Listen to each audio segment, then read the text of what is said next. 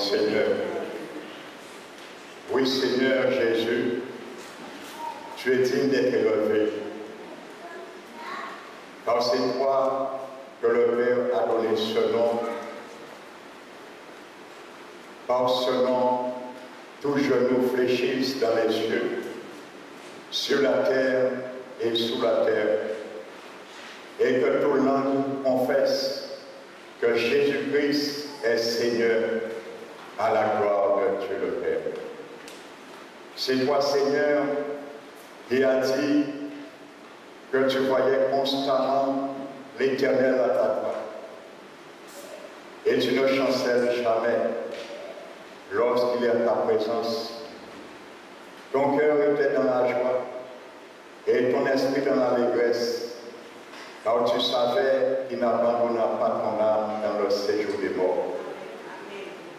C'est pour cela qu'il t'a fait connaître les sentiers de la vie, car devant sa face, a d'innombrables joies et à sa droite des délices éternelles. Ce sont ces délices, cette joie, Seigneur, que tu manifestes envers nous, ton peuple également. Tu nous l'as communiqué, Seigneur, c'est pour cela, mon Dieu. Apprends-nous ce matin encore à prendre une décision résolue afin de nous apprendre à marcher dans les sentiers de la vie également, la vie de la justice qui mène à l'éternité finale, mon Dieu. Nous t'élevons, Père. Merci encore, mon Dieu, pour ce sacrifice sans coulé, que pendant cette période de fête de l'Assomption Saint-Seigneur, que toi, Seigneur, n'as pas institué, bien sûr, que le peuple en Guadeloupe puisse prendre conscience qu'il est réservé à tout homme de mourir une seule fois, car après vient le jugement. Alors, Seigneur, c'est nos prières ce matin. Que tu puisses parler encore par ta parole qui soit un feu dévorant et un marteau qui brise le roc, afin de renverser toute conception hérétique erronée qui s'élève contre la connaissance de ta vérité. Car tu as dit toutes tes écritures, tes paroles sont pures, comme l'argent épuré sur terre opposée, et 7 fois épuré. C'est pour cela, ce n'est pas toi qui dois t'aligner, mais c'est nous qui devons nous aligner sur ce que dit ta parole. C'est pour cela que je te bénis, Seigneur, afin d'être mon instrument ce matin. Que ton onction repose sur moi, afin, Seigneur, que tu puisses parler, Seigneur, par ma bouche, par l'assistance, la souveraineté et l'autorité de ton Esprit Saint, Seigneur, qui est au milieu de nous et qui conduit toutes choses, mon Dieu. Merci, Seigneur, dispose les cœurs, mon Dieu. Que tout esprit de sommeil, de distraction soit lié ce matin et chassé dans ce lieu, au nom de Jésus. Glorifié sois-tu, Père, au nom de notre Rédempteur Jésus-Christ. Asseyons-nous.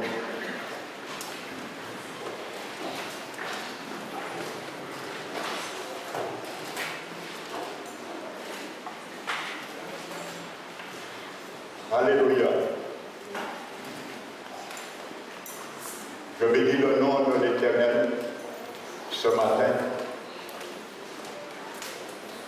Pour chacun de nous, je vous bénis, frères et sœurs, chaleureusement ce matin dans le nom et la présence de notre Seigneur Jésus-Christ. Amen. Donc ce matin, Paul il va nous parler à travers ce thème qui est capital l'au-delà. Que je vais ce matin m'entretenir avec vous sur la résurrection des morts et le jugement dernier. Amen. Il faut connaître également s'il y a une vie, et il y a aussi après la mort la résurrection également. À toute personne qui a foulé cette planète Terre, un jour devient répondre, venir à la résurrection pour répondre ce qu'ils auraient fait étant dans le corps. Alléluia. Comme dit Paul dans le livre de Corinthiens. Amen. Avant de m'aborder, je vais attirer votre attention sur un verset qui aurait pu penser contredire tout ce que vous avez entendu depuis jeudi jusqu'à aujourd'hui. Prenons Matthieu 10 et le verset 28.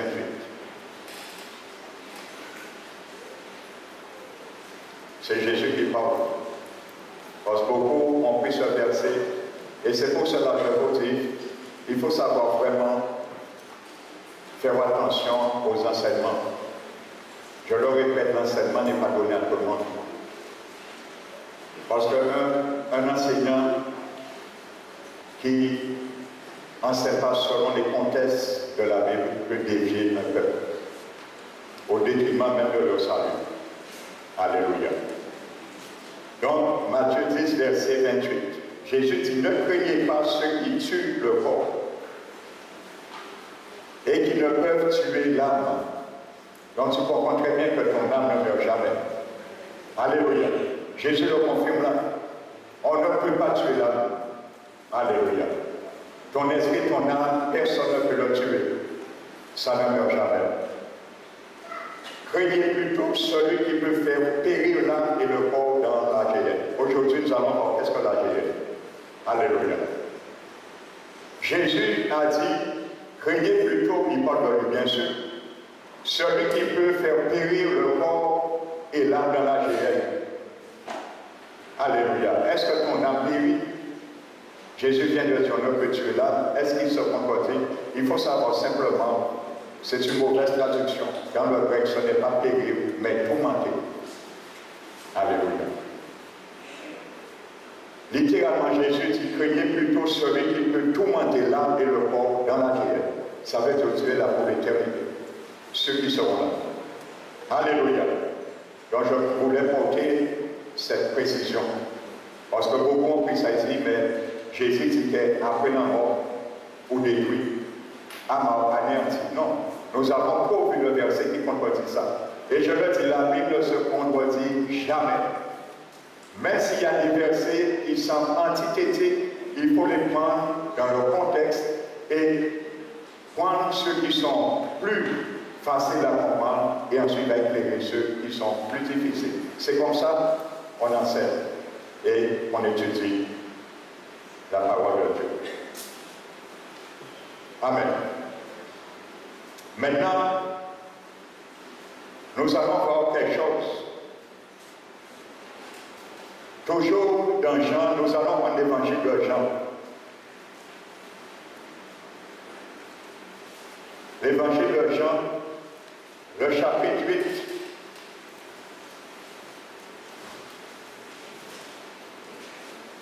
Ce sont des versets qui sont difficiles à comprendre, à saisir. Il parle de l'au-delà. Jean 8, verset 51, Jésus encore qui parle. Et il dit, en vérité, je vous le dis, si quelqu'un garde ma parole, il ne verra jamais la mort. Alléluia. Est-ce que Jésus contredit la parole de Dieu? Il est dit, il est réservé à tout homme de mourir une seule fois. Et effectivement, il y a ceux qui connaissent, qui ne vont pas voir la mort. Ce sont ceux qui seront vivants lorsque Jésus viendra chercher son Église. Et nous allons le voir aujourd'hui, ça fait partie du sujet de la résurrection. Alléluia. Mais Jésus parle de ceux pas verra la mort.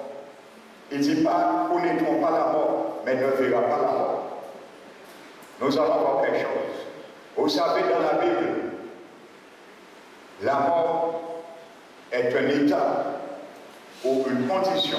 Nous l'avons vu. Qu'est-ce que la mort? Si je pose la question, qu'est-ce que la mort? Est-ce que quelqu'un pourrait me définir? Nous l'avons vu le premier jour. Alléluia. Le deuxième jour. La mort, c'est la séparation de l'esprit humain et de son âme du corps. C'est séparation. Le mot mort veut dire séparation. Alléluia. Et je disais qu'il y a trois morts. Les trois morts, c'est toujours séparation. La mort physique, c'est la séparation de l'esprit de l'âme du corps. La mort spirituelle, c'est la séparation de notre esprit humain de Dieu. Et la mort éternelle, c'est la séparation esprit, âme et corps, bannissement total de la présence de Dieu. C'est toujours séparation. Alléluia. Donc nous allons voir, la mort normalement est un état ou une condition Mais là, Jésus personnifie la mort. Et c'est un personnage. Nous allons le voir dans la Bible. Et vous allez bien comprendre quelque chose. Lorsque un damné, ceux qui refusent la grâce du Seigneur, comme hier j'ai fait un appel à recevoir cette grâce, beaucoup ont refusé. Mais devant Dieu, de toute façon, le message a été transmis.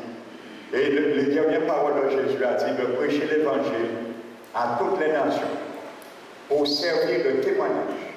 Pas pour obliger quiconque à accepter l'évangile, pour servir de témoignage. Lorsque nous prêchons l'évangile, ce n'est pas pour obliger quiconque à accepter la vie éternelle, c'est pour servir de témoignage.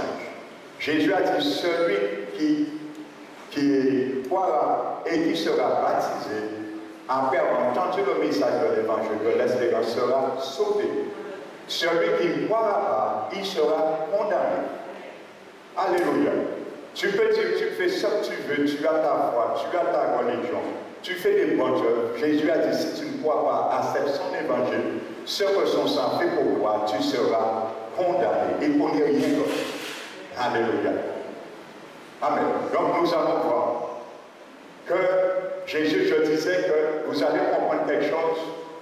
Quand quelqu'un meurt dans ses péchés, il y a deux manières de mourir, dans ses péchés et en Christ.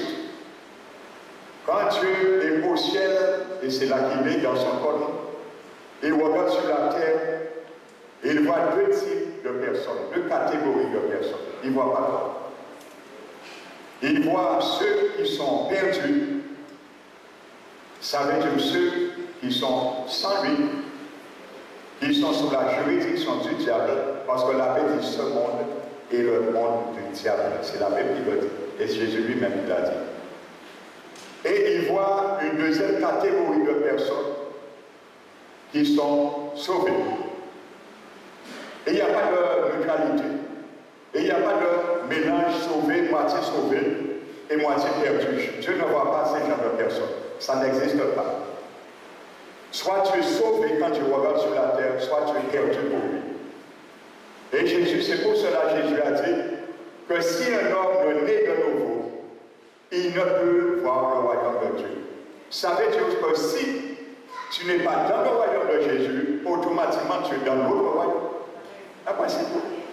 Donc nous sommes tous en venant au monde dans le royaume du diable, ce monde qui appartient au diable. Ça choque, mais c'est ce que la Bible dit. Je n'ai pas le droit de vous dire autre chose que ce que la Bible dit, parce que mon Dieu qui m'en a. Il dit pas tirer en parole à Alléluia. Donc il y a deux sortes de personnes, de catégories que Dieu regarde. Alléluia. Donc c'est pour cela, quand quelqu'un meurt dans ses péchés, ça veut dire que cette personne a voulu faire comme il voulait, il a voulu accepter la tradition avant d'accepter l'évangile. Il meurt dans ses péchés, ça veut dire qu'il n'a pas été gracié. Bien souvent, lorsque la personne meurt, vous allez voir ce personnage, c'est lui qui se présente. Il envoie des esprits. Tel que Dieu envoie des anges récupérer notre esprit et notre âme pour nous conduire au paradis, ceux qui sont morts en Christ. Et il envoie, le diable envoie aussi des démons, des esprits pour récupérer notre esprit et notre âme du défunt qui meurt dans ses péchés et le conduit en enfer, dans la tunnel et le précipite en enfer. Alléluia. C'est ce que la Bible appelle remettre notre esprit dans la main de Dieu. C'est Dieu qui décide la direction et le lieu où va l'esprit et l'âme des défunts, soit en haut, soit en bas. Donc prenons Apocalypse 6. Apocalypse chapitre 6.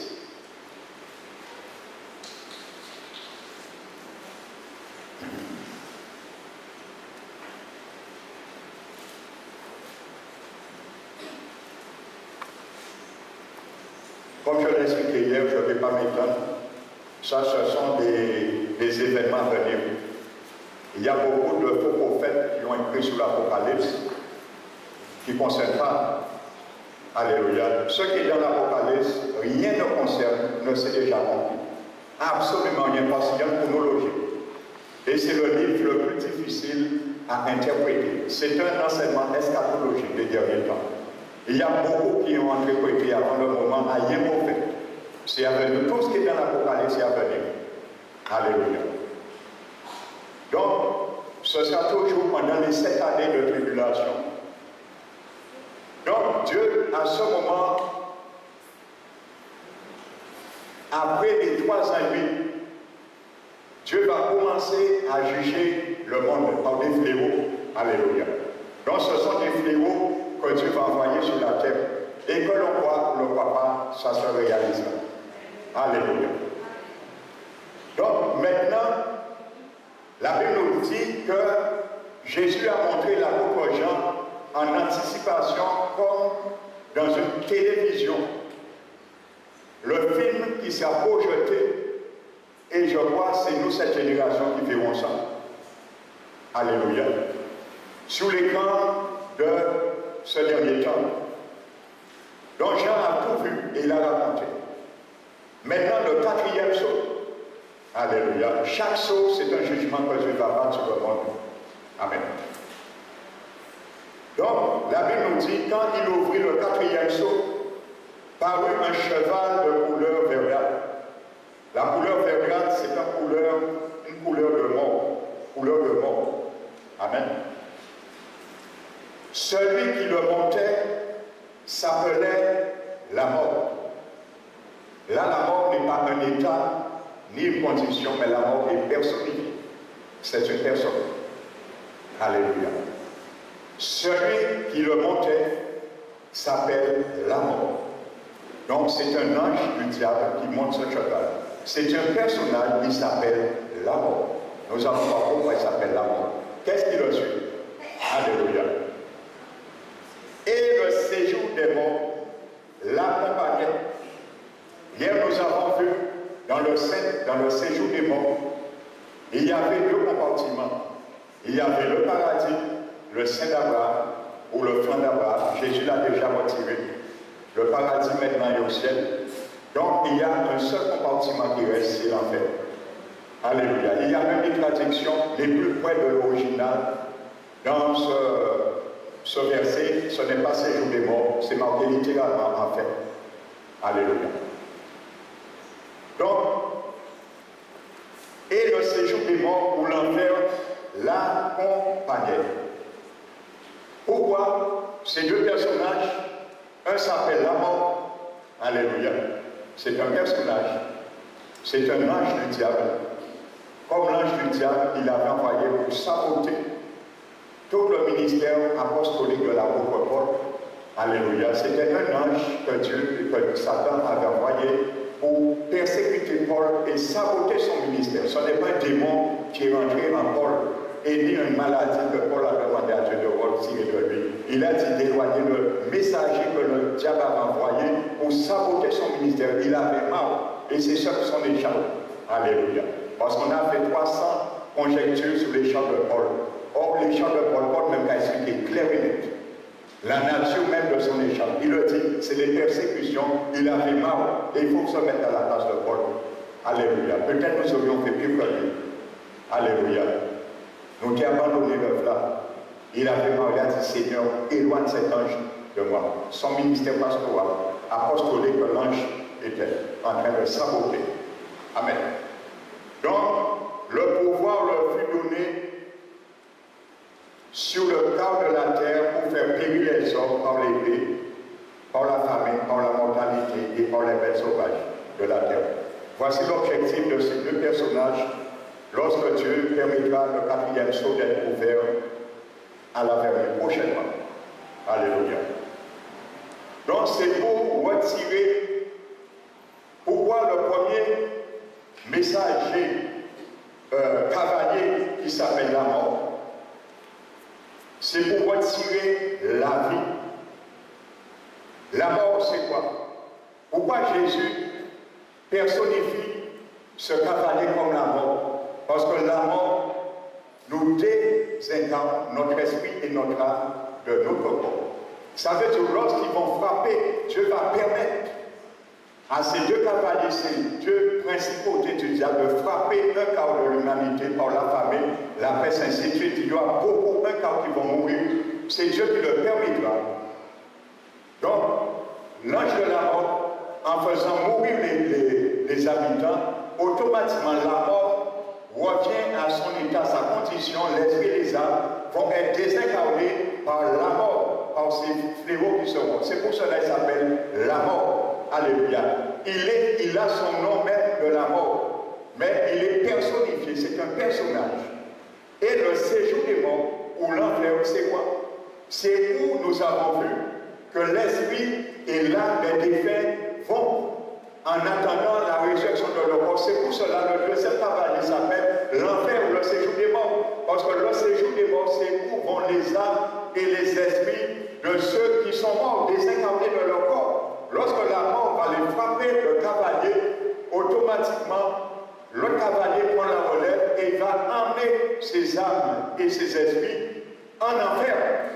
Alléluia. C'est pour cela qu'ils sont personnifiés. La mort et le séjour des morts. Est-ce que vous comprenez? Alléluia.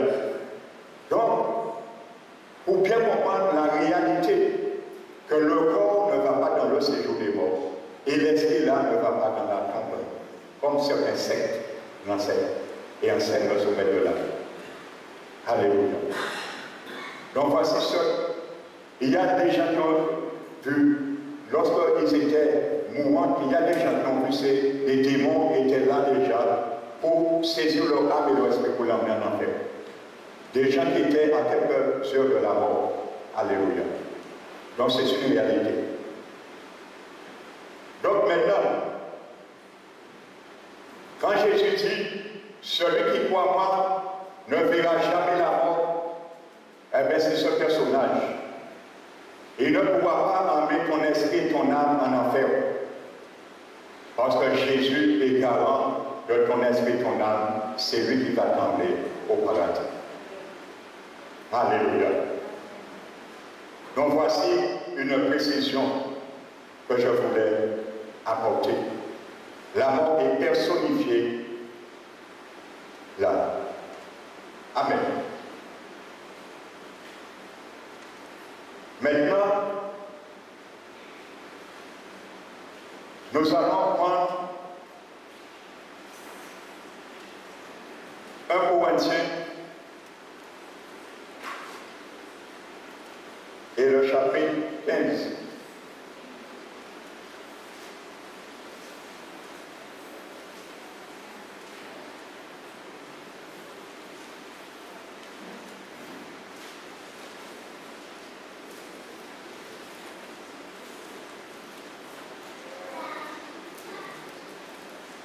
Et n'oubliez pas, Jésus avait dit, le dernier ennemi qui sera détruit, c'est la mort. Alléluia. Est-ce que cet ange qu'on appelle la mort, ce cavalier sera détruit? Non. Ça veut dire, ce sera la dernière fois qu'on verra l'esprit et l'âme d'un défunt se désincarner de son corps. La mort sera détruite, ça n'existera plus jamais, même dans la géhenne.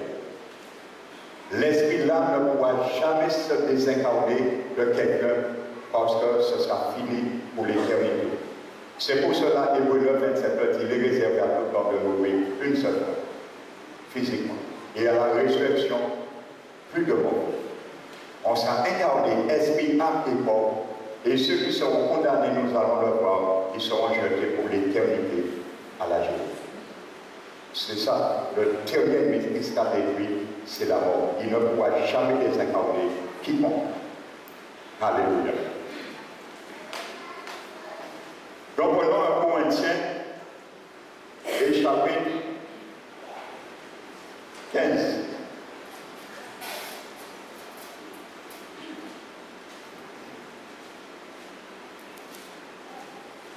Verset 35.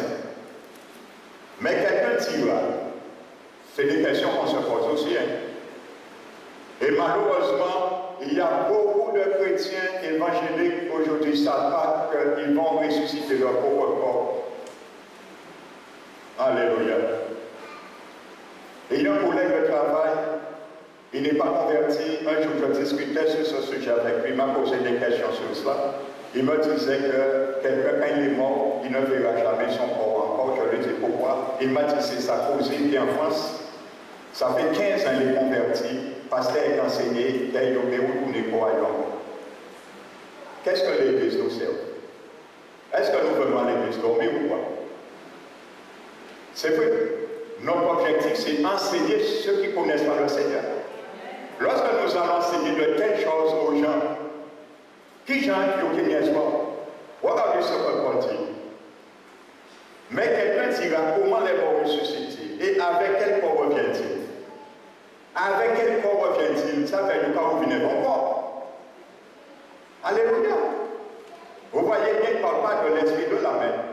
Je vous ai dit, on ne parle jamais de l'esprit de l'âme dans la résurrection. Ça ne meurt jamais. Jésus vient de nous dire dans Matthieu 10, 28. Il sera tourmenté l'âme, mais ça ne meurt pas. On ne peut pas tuer l'âme. C'est Jésus qui l'a dit. Alléluia. Maintenant, Paul lui répond. Je ne vais pas tout prendre le contexte, ce sera trop long. Verset 42. Ainsi en est-il, après avoir mentionné qu'il y a divers corps. Il dit au verset 42, ainsi en est-il de la résurrection des morts. Amen. Le corps, vous voyez, la résurrection concerne quoi? Le corps. Il n'a pas dit l'esprit et l'âme. Non, c'est bien à côté de ça. Ça, c'est le séjour des morts. Au séjour des morts, on ne peut plus remonter, sinon jusqu'au jour du jugement. Alors, ça ne concerne pas la résurrection, ça concerne le corps physique. Amen. Ainsi en est-il de la résurrection. Paul qui nous répond, ce n'est pas moi, c'est Paul qui nous répond. Le corps est semé corruptible. Ce corps-là, nous avons, le jour où nous mourons, il est semé dans la tombe corruptible. Alléluia. Mais le jour de la résurrection, là, il parle pour les chrétiens.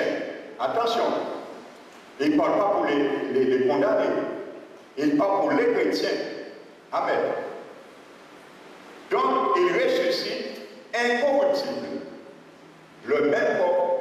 Nous avons vu que Jésus est sorti dans la tombe avec son même corps. Sans que la tombe de Jésus ne soit pas vide. Alléluia. Donc, Jésus a laissé sa tombe vide, ce qui prouve que c'est son même corps qu'il a revêtu et qu'il a été glorifié au ciel. Alléluia, la tombe de Jésus est vide. Si tu es censé faire notre corps, ton bail pas est vide. Alléluia. Et il est notre précurseur. Alléluia. Il est prémisse de la résurrection. Le corps, il est semé méprisable, ce corps présent. Il ressuscite glorieux pour toujours les chrétiens. Alléluia, voici l'espérance que Dieu te donne aujourd'hui. Lorsque tu mourras un jour, ou lorsque tu seras transmuté le jour de ton avènement, si tu as encore vie. Il est semé infime, il ressuscite plein de force. Alléluia. Il est semé méprisable, il ressuscite glorieux, il est semé infime, il ressuscite plein de force. Il est semé corps naturel, ça veut dire naturel, à la poussière comme Dieu nous l'a fait. Il ressuscite corps spirituel. Et je le précise encore là. Le mot spirituel là ne veut pas dire que notre corps sera comme notre esprit. Notre esprit est un corps spirituel. Alléluia. Donc on ne peut pas ressusciter un corps spirituel à un corps spirituel. Alléluia. Le mot spirituel là dans le grec veut dire ce qui est animé par l'esprit. Comme le corps naturel est animé par l'âme. Alléluia. C'est ça que ça veut dire, spirituel. Ça veut dire la résurrection de notre corps, comme notre esprit qui est régénéré par la nouvelle naissance, a réussi à renouveler notre âme par l'intelligence, le renouveau s'est donnée au Seigneur hier. Leur âme est en train d'être sauvée. Et à la résurrection, notre corps sera glorifié et aura son salut également. Amen. Maintenant, notre corps, le mot spirituel, je vous laisse dire, qu'est-ce que ça veut dire dans le grec? Aujourd'hui, nous sommes habités par l'Esprit de Dieu, pour ceux qui sont régénérés, nés de nouveau. L'Esprit de Dieu, dans notre esprit, parle à notre âme. Il dit à notre âme d'aller dans cette direction. Notre âme réfléchit. Il dit non, en il habite dans la direction là. Ça. Il fait comme il veut. Il n'obéit pas à l'injonction, à l'ordre qui est donné au siège de notre esprit régénéré par le Saint-Esprit. Donc il fait comme il veut. Lorsque nous serons ressuscités, le mot spirituel, ça veut dire que lorsque notre esprit, parce que nous allons ressusciter toujours l'esprit à l'époque, lorsque notre esprit va dire à notre âme d'aller là, notre corps, notre âme et notre esprit sera en symbiose. Il n'y aura pas de réflexion. Ça se fera machinalement. C'est ça un corps spirituel. Il va marcher sous l'effet et l'impulsion à 100% de l'esprit. Parce que nous serons parfaits. Alléluia. Nous serons comme Dieu. Comme nous avons vu dans Hébreux 12, les saints qui sont déjà morts, tous les chrétiens qui meurent, ils sont en haut. Leurs esprits sont parvenus à la perfection. Maintenant. Alléluia. C'est ça que ça veut dire le mot spirituel et non invisible. Alléluia. Donc la Bible nous dit que c'est le même corps que nous aurons. Nous n'aurons pas notre corps. À la différence,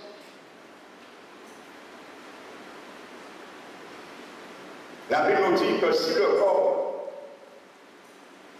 elle serait infirme et ressuscite de force, ça veut dire bien sûr, si quelqu'un chrétien qui est mort manchot, à la résurrection, son corps est incorruptible, Dieu va lui donner le roi. Il aura son roi. Alléluia. Et c'est pour cela que Jésus a dit, mieux vous rentrer aveugle ou manchot dans le royaume de Dieu. Et que notre âme soit tourmentée dans la géhenne. Jésus voulait dire aussi, il faut arriver là pour gagner le salut, mieux pour ça. Alléluia. Amen.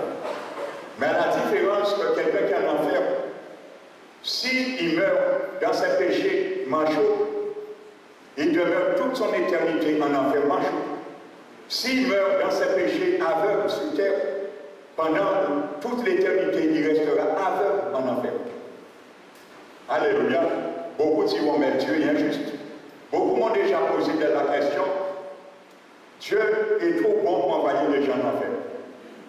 Alors, il a décidé, il n'a pas connu que l'enfer pas exister. Qui doit nous dire, nous dire, d'interpréter sa nouvelle à l'égard de la Bible? Non, Dieu n'envoie quiconque en enfer. Premièrement, c'est nous qui décidons, choisissons d'aller en enfer. Dieu n'envoie quiconque en enfer. Alléluia. Loin de là, Dieu est venu pour retirer ceux est venu pour nous retirer en enfer. Mais nous avons un choix à faire. Si tu refuses le choix, tu iras en enfer. Ce n'est pas Dieu qui t'envoie. Alléluia. Parce qu'il y a trop d'avertissements pour ne pas aller là. Des panneaux d'alarme, le signal qui nous dit retourne à Dieu. Et il y a trop de paroles qui nous disent retourne à Dieu. Fais volte-face, retourne à ton Créateur, tu chemines vers l'enfer. Arrête ta tradition, ça te chemine en enfer avec quoi? Le panneau d'alarme, rouge, feu rouge, sors de là, fais demi-tour. Ah, retourne à ton grand berger, l'évêque de ton âme, retourne à la base. Il n'y a pas de panneau là, il n'y a pas de mettre, il n'y a pas de trafiquer feu rouge, il n'y a pas de mettre vers il va continuer à cheminer en enfer. Alors Dieu va t'empêcher d'aller en enfer, non. Il serait un dictateur. Il n'a pas péché à Ève de pécher. Il les a avertis. Dieu n'est pas descendu, dit Ève, pas fait ça. Dieu pas fait. Il n'est pas descendu à Adam, pas fait ça. Il s'est averti. Il ne va pas nous dire, pas fait ça, non, mais c'est décidé à nous. Il nous laisse là. Alléluia. Et ce n'est pas l'amour de Dieu qui veut que les gens aillent en enfer, c'est sa justice qui a décrété ça. Son amour ne voudrait pas, mais sa justice est la base de son corps. Il respecte sa justice. Il avait proclamé ça au jardin d'Éden. Le jour où tu désobéiras, tu mourras. Amen. Donc Dieu n'envoie quiconque en enfer. Alléluia. C'est nous qui avons et qui décidons d'aller pas. Alléluia. Le jour où j'ai su que j'allais en enfer, j'ai fait un choix. Au détriment de ce que ça me coûtait. Aujourd'hui, beaucoup à regarder. Et il y a beaucoup peut-être qui ont réfléchi. Lorsqu'on a fait l'appel, ils ont réfléchi. Je sais, il y a beaucoup de conscience qui étaient troublées. Et ils ont dit, messieurs, qui m'ont dit vraiment fini en réunion là, ça, moi, tant ça. La question a versé moi, accepté Seigneur, il y a beaucoup de casa moi. Qui j'en ai dit ça?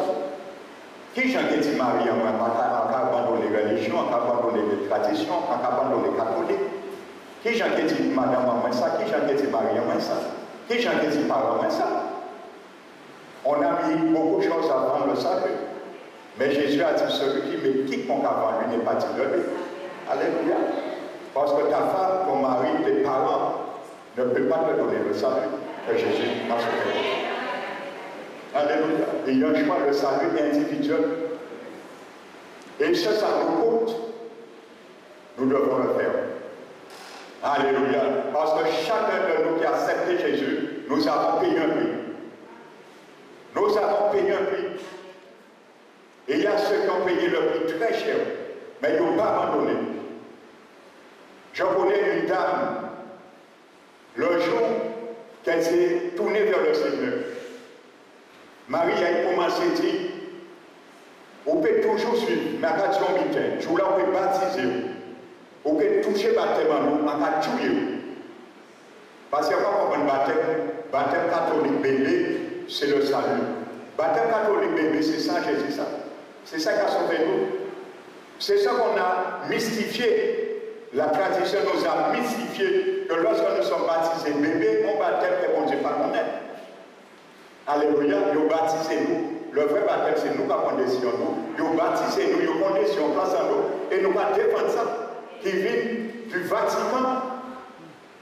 Des gens qui travaillent pour le diable.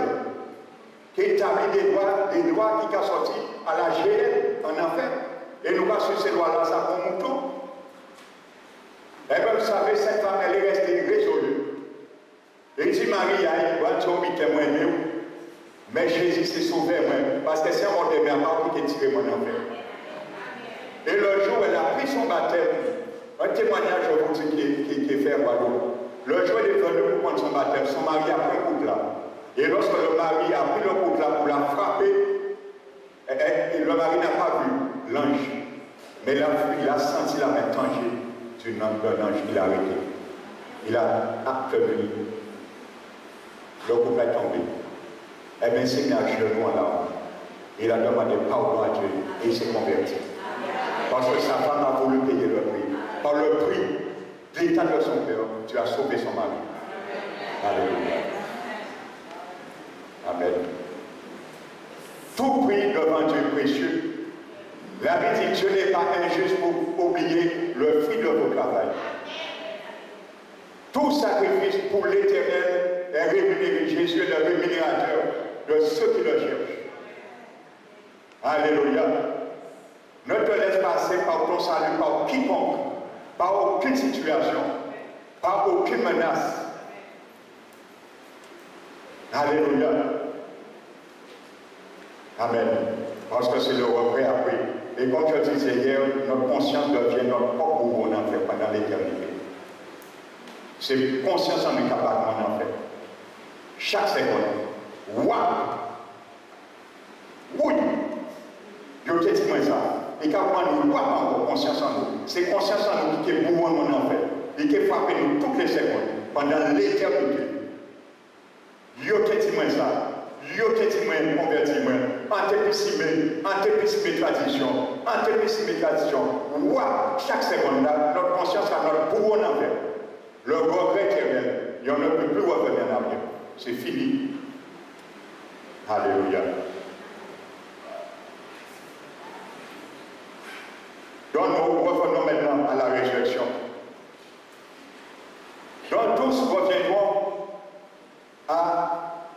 résurrection. La Bible dit demain tous sont morts en Adam, demain tous revivront en Christ, Paul l'a dit. Mais chacun a son homme. Paul le dit. Il dit demain tout homme est mort en Adam, mais en Adam, tout homme reviendra aussi à la résurrection par Christ. Parce que Christ est le premier de la première résurrection. Il est les prémices.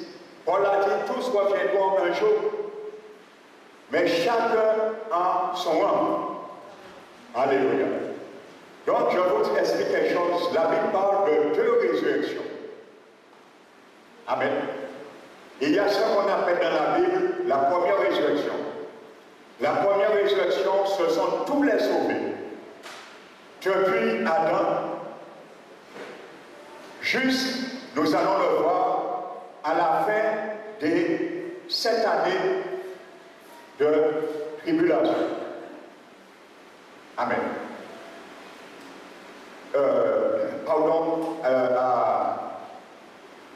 Oui, à la fin des 7 années de tribulation. Ça, c'est la première résurrection. Amen. Ensuite, il y a une deuxième résurrection que la Bible appelle la résurrection des morts. Et qui se fera après le règne de Jésus, qui viendra de 1000 ans sur la terre. La première résurrection est pour les sauvés. Et c'est pour cela que la Bible appelle la résurrection d'entre les morts. Parce que tous les morts ne ressuscitent pas en même temps. C'est la résurrection d'entre les morts. Et il y a plusieurs rangs dans la première résurrection. Est-ce que je me fais comprendre? Il y a deux résurrections dans la Bible. La première résurrection, on appelle la résurrection d'entre les morts. Il y a plusieurs rangs dans la première résurrection. Ça veut dire que même les sauvés ne ressuscitent pas tous en même temps. Alléluia. Paul a dit qu'il y a plusieurs rangs. Et il y a la deuxième résurrection. Ça, c'est la résurrection pour le jugement des damnés. Tous ceux qui sont en enfer.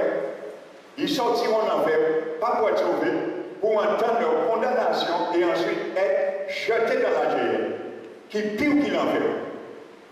Alléluia. Si vous avez déjà lu les témoignages de l'enfer, à force où il a géré,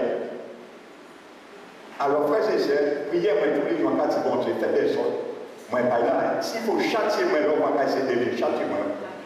C'est ma prière, ouais, je vous le dis. Hein. Vous avez intérêt de faire cette prière ouais, devant le Seigneur. Ouais.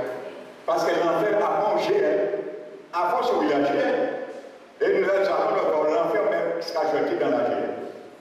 Alléluia, comme je le disais, l'enfer même est un lieu de, une prison, un lieu de détention provisoire. Mais définitive là, c'est la géhenne. Alléluia. Donc la Bible parle de plusieurs rangs de la résurrection. Hier, nous avons vu un rang dans l'Apocalypse 6, les âmes de ceux qui ont été décapités. Ça, c'est un rang de la première résurrection. Ils sont montés au ciel, c'est pendant les 7 années qui vont venir. Et ils sont revenus à la vie, à la résurrection, juste avant le règne des 1000 ans. Alléluia. Ils sont revenus à la résurrection. Ça, c'est un rang. Le premier rang, la Bible dit, c'est Jésus, comme les prémices. Ensuite, ceux qui lui appartiennent lors de son avènement. Le deuxième rang, c'est nous, l'Église. Alléluia. Le deuxième rang de la résurrection, c'est nous, l'Église. Abraham, Isaac, Jacob, Samuel, tous ces gens-là, ils ne sont pas encore ressuscités. Ils vont être ressuscités après nous, dans un autre rang. L'Église est privilégiée, alléluia, dans la première résurrection, après Jésus. Après Jésus, les prémices, c'est ceux qui lui appartiennent lors de son avènement. L'Église, alléluia, nous sommes le deuxième rang que Paul parle dans 1 Corinthiens 15. Et ensuite, la Bible parle de diverses sortes de rangs. Nous avons vu, il y a dans l'Apocalypse, il y aura deux témoins à un moment donné. Pendant les 7 années de tribulation, pendant les 3 années, Dieu va envoyer deux témoins et nous savons avec certitude que c'est le prophète Élie. Et il y a une discussion, comment dirais-je, un ballottage. Certains pensent que c'est Moïse et Enoch. Mais pour ma part, moi je pense que le deuxième c'est Enoch. Alléluia. Pourquoi? Parce qu'ils vont venir pour confronter la trinité satanique qui sera sur la terre. Il y aura le diable, il y aura l'antichrist et il y aura le faux prophète. Donc Dieu va les envoyer pour confronter cette trinité satanique et pour évangéliser lorsque les choses, les miracles, les prodiges de l'antichrist mensongère faire apparaître du feu même descend du ciel qui va tromper des milliers d'hommes et de femmes pour les détourner de Dieu. Le prophète Élie et l'autre fera aussi des prodiges. Alléluia. Pourquoi c'est Élie et Enoch? Parce que la Bible parle de deux personnes qui sont parties au ciel et qui sont au ciel aujourd'hui avec leur corps physique comme moi et toi. C'est une exception à la règle de la vie. C'est le prophète Élie et le patriarche Enoch. Ils sont au ciel. Ils ne connaissent pas la résurrection de leur corps. Ça fait près de 6000 ans qu'ils sont au ciel, physiquement comme toi et moi. Alors vous comprenez que si Adam et Ève n'avaient pas péché, aujourd'hui nous aurions eu près de 6000 ans. Et nous serons dans un corps physique sans maladie, sans souffrance. Alléluia. Enoch et Élie sont ciel. La Bible parle de cela dans l'Ancien Testament. Donc la Bible dit ces deux témoins, après avoir faire ce que Dieu, la mission de Dieu, Dieu permettra qu'il passe par la mort. Alléluia. Il passe par la mort. Et la Bible nous dit dans l'Apocalypse, un souffle de vie. Les écrans, les médias vont voir ça en direct. On peut voir ça en direct pour ça, en télé. Et la Bible dit qu'à un moment donné, le Seigneur va envoyer un souffle de vie. Et ils vont revenir à la vie après 3 jours. Et ils vont monter au ciel. Ça, c'est une résurrection. Du premier membre, toujours. C'est un autre membre de résurrection pour les sauver. Ces deux témoins. Alléluia. Donc pourquoi je dis que moi c'est Enoch? Parce que les réservé à tout homme de mourir une seule fois. Moïse est passé par la mort, c'est confirmé dans la Bible. C'est Dieu lui-même qui a enterré Moïse. Parce que Satan voulait disputer son corps. Mais c'est Dieu qui l'a enterré lui-même. Alléluia. Le corps de Moïse, il est passé par la mort. S'il doit mourir une deuxième fois, la Bible se serait concordée. Il est réservé à tout homme de mourir une seule fois. Donc ce n'est pas Moïse. Je vais passer Élie le prophète. Jésus l'a dit, il faut que le prophète Élie revienne. Pour établir toutes choses, pour amener le cœur des pères vers leurs enfants et le cœur des enfants vers leur cœur. Donc c'est sûr, à 100%, c'est le prophète Élie, il est parmi les deux témoins. C'est confirmé par Jésus lui-même. Et il a dit, il faut que Élie revienne, oui. Et le deuxième, c'est Enoch, parce que Élie et Enoch ne sont pas passés par la mort physique. Dieu les permettra de passer par la mort physique et d'être ressuscités. Alléluia. Amen. Donc Moïse est mort, il ne peut pas passer 2 fois par la mort physique. Alléluia. Donc la Bible parle également dans Daniel 12, notez Daniel 12. Alléluia. Je n'ai pas tout le temps de prendre tous les passages avec vous. Je vous ai dit normalement ce sujet qui est très long. Il est très long. Il y a un autre rang, ça j'anticipe un peu sur l'enseignement que je vais porter à un moment donné sur les temps de la fin. Donc je parle un peu de cela. Le prophète Daniel a vu les 2 résurrections déjà. L'Ancien Testament, le prophète Daniel, Dieu lui a donné une vision sur les 2 résurrections, la première et la deuxième. La Bible nous dit dans Daniel 12, et cette résurrection que parle Daniel, c'est pour son peuple. Amen, qui sont déjà morts. C'est pour son peuple, les esprits et les âmes de ces justes par la foi au temps d'Abraham. Daniel parle à ces gens. Il dit comme ça, plusieurs saints qui sont dans la poussière, qui dorment dans la poussière de la terre, le corps bien sûr, qui est décrit comme un sommeil, vont se relever. Il a dit, pour certains pour la vie éternelle et certains pour le corps éternel. Et il dit bien à quel moment cette résurrection se fera. Daniel explique cependant juste après les 3 ans et demi. Il y aura une résurrection après les 3 ans et demi que les saints de l'Ancien Testament ils vont ressusciter. Voici le rang maintenant. Daniel a vu. Alléluia. Ça se fera pendant les 3 ans et demi des 7 années de tribulation. C'est un autre rang de la première résurrection. Daniel a vu. Alléluia. Et Daniel a vu aussi que tous ceux qui sont morts dans leur péché vont ressusciter pour l'Europe et la vie éternelle. il a vu les deux résurrections. La résurrection des saints qui étaient morts, qui étaient, comme nous l'avons vu, dans le séjour des morts, parce que Jésus n'était pas encore venu. Et il a vu la deuxième résurrection, tous les damnés qui sont morts de l'époque vétérotestamentaire. C'est ce que Daniel a vu à travers le chapitre 12. Il fait encore un rang de la première résurrection. Donc il y a plusieurs rangs dans la première résurrection. Alléluia. Donc mon frère, ma soeur, si tu es dans le Seigneur, c'est toi, nous qui serons pas autant pour la deuxième résurrection. Et Paul dit après quoi vient le jugement. Alléluia. Tous ceux maintenant, contrairement à la deuxième résurrection, tous les morts depuis Adam vont revenir à la vie.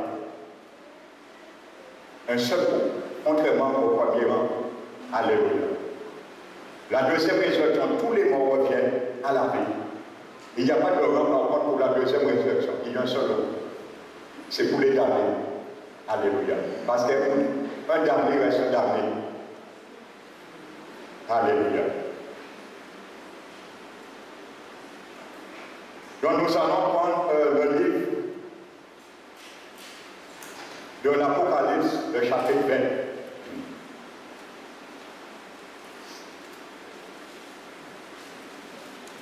Apocalypse 20.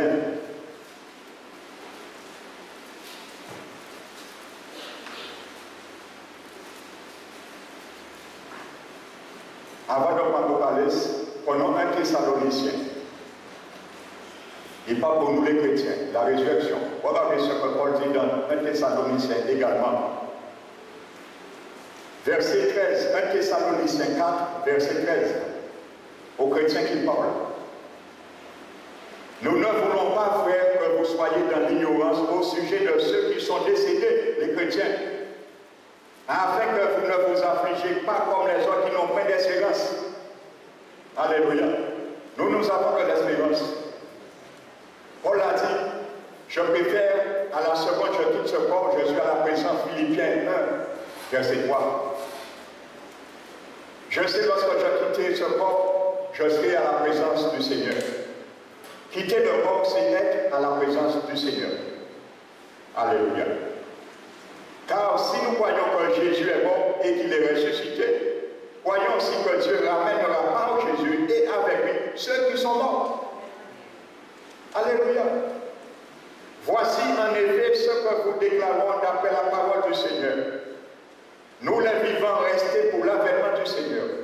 Si Jésus vient aujourd'hui, tous les chrétiens qui sont habités par l'Esprit de Dieu, qui ont marché dans les pas de la foi, selon les injonctions de la Bible, qui ont laissé leur âme, leur intelligence être renouvelée sous l'obéissance de Dieu, regardez ce qui arrivera. La Bible dit, nous ne devancerons pas ceux qui sont morts, car le Seigneur lui-même a un signal donné à la voix d'un archange et au son de la trompette de Dieu descendra du ciel et les morts en Christ ressusciteront premièrement. Ensuite, nous les vivants qui serons restés, nous serons ensemble enlevés avec eux à la rencontre du Seigneur dans les nuits. Dans la résurrection, comment ça se passe pour l'Église qui fait partie tout de suite le deuxième rang après Jésus. Quand Jésus reviendra, un Thessalonicien nous a dit qu'au son de la trompette, tous les morts, les tombeaux vont s'ouvrir. L'esprit, regardez comment ça se fait. Pour que ton corps physique sorte de la tombe, il faut que ton esprit et ton âme qui est au paradis quittent le paradis et rentrent dans ton corps avant qu'ils sortent dans le tombe. Alléluia. Je vais te l'expliquer tout à l'heure.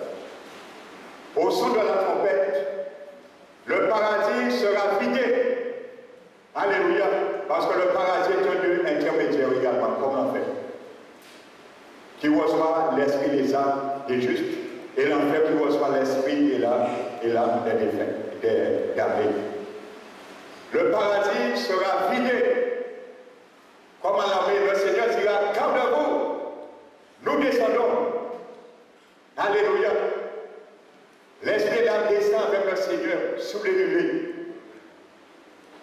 Arrivé sur les nuées, Seigneur Jésus ne touche pas la planète Terre avec ses pieds. Il reste sous les nuées. À ce moment, notre esprit et notre âme continuent sa descente et il prend possession de notre corps. À ce moment, les tombeaux s'ouvrent et nous ressortons.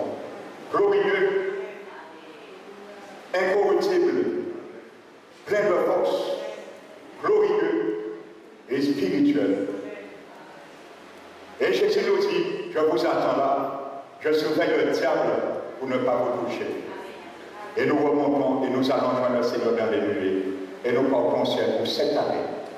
Alléluia. Pendant ce temps, frères et sœurs, ne soyons pas là pendant les 7 années sur la terre.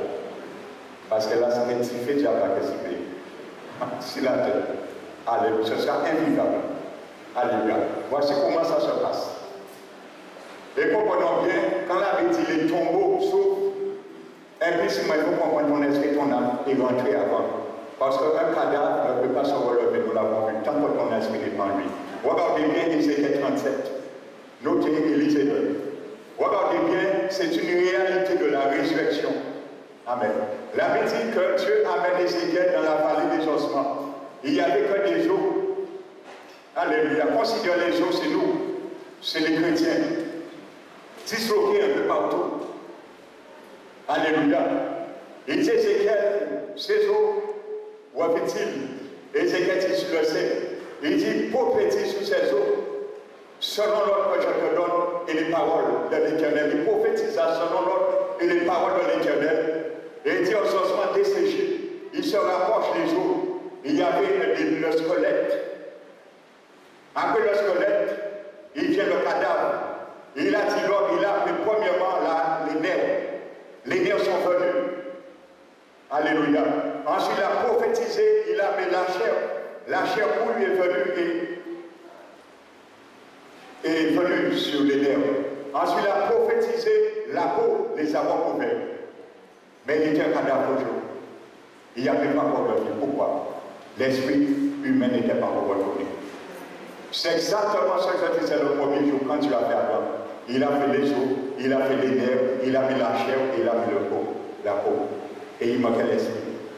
Quand Jésus a soufflé l'esprit humain dans les narines d'Adam, le souffle de vie est venu et les fonctions vitales ont envahi le corps et le corps a pris vie et est devenu vivant. C'est la même réalité. Maintenant, tu prophétises et appelle l'esprit maintenant des quatre points. Il a appelé l'esprit de ses ossements, l'esprit de ses morts et l'esprit humain est rentré. Et à ce moment, les morts sont relevés. Alléluia.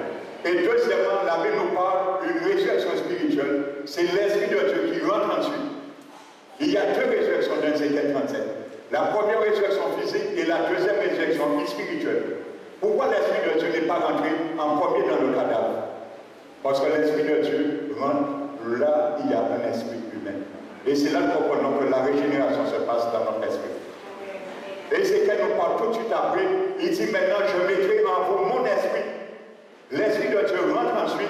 Quand l'Esprit m'est rentré dans les ossements, ils sont venus à la vie. Dieu a mis son Esprit Saint maintenant en eux, dans leur esprit, ils sont devenus vivants et spirituellement maintenant. Deux résurrections, physique et spirituelle. Et c'est ce qui se passe quand nous sommes ressuscités spirituellement, parce que nous étions morts et spirituellement également. Alléluia. Pourquoi l'Esprit de Dieu n'est pas rentré tout de suite? Lorsqu'il y avait les os, il y avait les nerfs, la chair et la peau. Parce que l'Esprit n'était pas là. Ça ne servirait à rien. Dieu ne peut pas relever un cadavre, le faire vivre sans son esprit. Comprenez bien ça. Alléluia. Dieu a la possibilité de faire ce miracle. Mais Dieu ne peut pas faire un homme vivre sans son esprit en lui. Alléluia. Il a attendu l'esprit maintenant et ensuite il a mis son esprit. Alléluia. Parce que l'esprit de Dieu ne vit pas dans notre corps et notre âme, il vit dans notre esprit. Alléluia. Pour ceux qui n'ont pas encore compris ça, on enseigne qu'un chrétien, l'esprit de Dieu vit dans le corps. Non, le corps c'est le temple, nous l'avons vu dans l'enseignement. Le temple de notre esprit. Alors quand l'esprit de Dieu rentre en nous, il devient le même temple que notre esprit. Notre corps devient le même temple que notre esprit. Et c'est là l'esprit de Dieu reste, dans notre esprit. Notre corps c'est l'habitacle du Saint-Esprit, comme il est l'habitacle de notre esprit même. Donc voici la réalité. Alléluia. C'est comme ça se fait la résurrection. Amen. Nous allons quitter le paradis, notre esprit et notre âme. Et nous allons descendre avec Jésus, accompagnés avec des milliers de saints d'habiter. Les saints, les anges. Et Jésus va s'arrêter et notre esprit va continuer pour prendre notre corps. Personne ne va se tromper. Dieu ne permettra pas l'esprit de X d'entrer dans le corps de Y. Non. Personne ne va pas se tromper. Même ceux qui ont été incinérés, même les chrétiens qui ont été incinérés, Dieu va te redonner les milliers et les milliards de molécules et d'atomes qui t'avaient constitué à la base, par la poussière. Il a la maquette d'origine. Il a le patron qu'il avait cousu nos vies. Il ne va pas nous donner un atome ou un molécule en plus. Il a l'origine, il est Dieu. Et je le précise, pour un chrétien, ce n'est pas une bonne chose d'être incinéré. Parce que la Bible dit notre esprit et notre corps appartiennent à Jésus. Quand nous sommes morts, c'est l'ensevelissement. Alors évitons d'être incinérés. Parce que notre corps, même à la mort, appartient à Jésus. Donc, c'est une mauvaise chose pour un chrétien d'être incinéré. Alléluia. Notre corps, quand nous avons remis notre vie au Seigneur, un Thessalonicien nous dit, notre esprit, notre âme et notre corps doivent être gardés irrépréhensibles au jour de l'avènement du Seigneur. Amen. Même si nous sommes incinérés, le Seigneur, ça ne change pas pour lui, il est Dieu. Il est le Créateur. Mais je le souligne. Je ne vous interdis pas de vous incinérer. Je dis que ce n'est pas une bonne chose pour un chrétien. Alléluia. À vos consentements ou pas, à être ou pas incinéré. Moi, c'est un avis que je donne. Ça ne vient pas de Dieu comme dit l'apôtre Paul. Ça, c'est mon avis. Pas dire c'est moi, c'est un avis en passant. Alléluia. Amen. Ça, c'est mon avis personnel. Je le dis, ce n'est pas Dieu qui m'a inspiré de vous le dire. Ça, c'est mon avis personnel. Amen. Donc, voici la résurrection. Amen. Il y a plusieurs rangs. Alléluia. Et nous allons précéder les patriarches. Donc, Jésus, si, frères et sœurs, Dieu permet que l'Église ressuscite dans le corps avant les patriarches même, ça veut dire que l'Église du Seigneur a de la valeur. Nous avons de la valeur aux yeux de Jésus. Alors considérons, respectons cette valorisation que Dieu a fait pour nous par son sang. Alléluia. Donc maintenant, le jugement dernier, comment ça se fera? Le jugement. Prenons Apocalypse maintenant.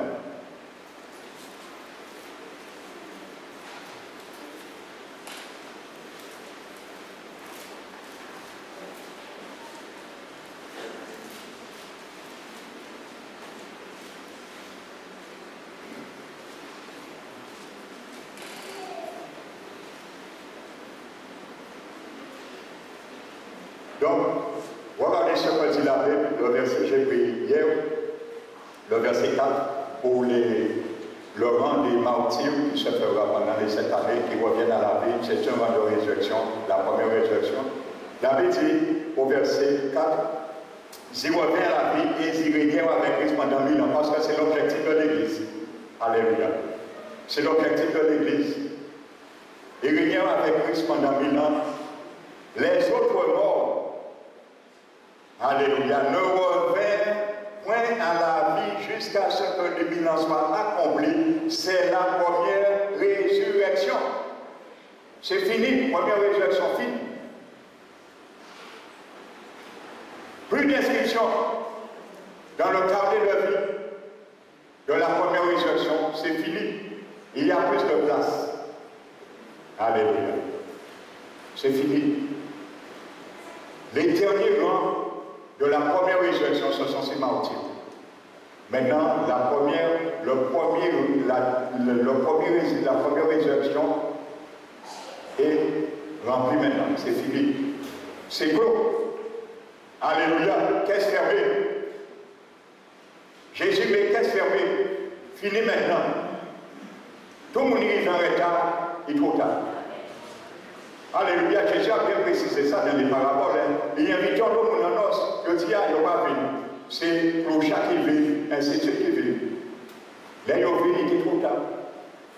Fermé, service fermé, trop tard. Premier rang, clos, c'est fini maintenant. Alléluia. Heureux et saints, voyez les saints, à part mon qui saint, les saints en haut, les chrétiens, pas qui est saint, le voici. Heureux et saints, ceux qui ont part à la première résurrection. Alléluia. Heureux serons-nous. Car la seconde mort n'a point de pouvoir sur eux. Alléluia. Ils ignoreront pendant 1000 ans. La seconde mort n'a point de pouvoir sur eux. Mais pasteur, tu viens de dire qu'il est réservé à tout homme de mourir une seule fois. Pourquoi la Bible parle de seconde mort? Nous allons voir de quelle mort il s'agit. Alléluia. De quelle mort il s'agit, la seconde mort? Amen. La seconde mort n'aura point de pouvoir sur eux. Amen. Nous allons voir tout à l'heure qu'est-ce que la deuxième mort. Maintenant, le jugement dernier se fait. Verset 11.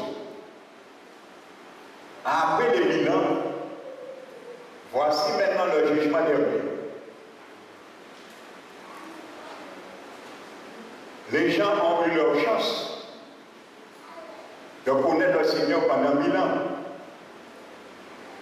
Maintenant, Jésus,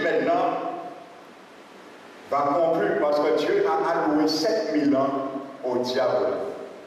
7000 ans au diable pour prouver que le diable était un menteur. 7000 ans. Les 7000 ans maintenant s'arrêtent là. Nous sommes dans les 6000 ans actuellement. Ça arrive à votre là. Alléluia. Dieu a loué l'homme 6000 ans et 1000 ans pour le Seigneur qui fait 7000 ans. C'est la perfection maintenant, le rétablissement de toute chose. Le jugement maintenant va se faire. Maintenant, tous ceux qui n'ont pas eu par la première résurrection, qui sont enfermés maintenant dans le séjour des morts, l'enfer, Hadès, depuis Adam, jusqu'à la fin des 1000 ans, ils vont sortir maintenant. La Bible dit, puis je vis un grand trône blanc. Le trône est blanc, pureté, pas dit pour le vin. Alléluia. Jordan criminel qui est 10 000, il est payé 10 000 euros. Il est payé acquittement parce qu'il a payé l'argent pour le vin. Mais Jésus peut recevoir pour le vin comme le trône blanc, la pureté. La Bible nous dit, dans la bouche du prophète Isaïe, quand Jésus viendra, être les nations avec une vertu faite. Il ne jugera point à l'apparence et il ne prononcera point sous un witty. Alléluia. Et je vis les morts, les grands et les petits qui se tenaient devant le trône.